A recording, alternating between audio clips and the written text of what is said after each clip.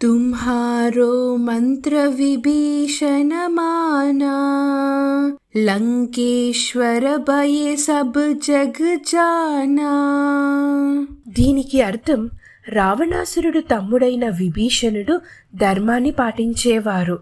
రావణాసురుడు సీతాదేవిని తీసుకువచ్చినప్పుడు ఆమెను తిరిగి పంపించేయమని విభీషణుడు రావణాసురుడితో అనేకసార్లు చెప్పారు. అయితే రావణాసురుడు అతని మాటలు వినలేదు. హనుమంతుడు లంకకు వెళ్ళినప్పుడు విభీషణునికి ఒక మంచి సలహా ఇచ్చారు. ఆ సలహా విన్న విభీషణుడు మంచి మార్గాన్ని ఎంచుకున్నారు.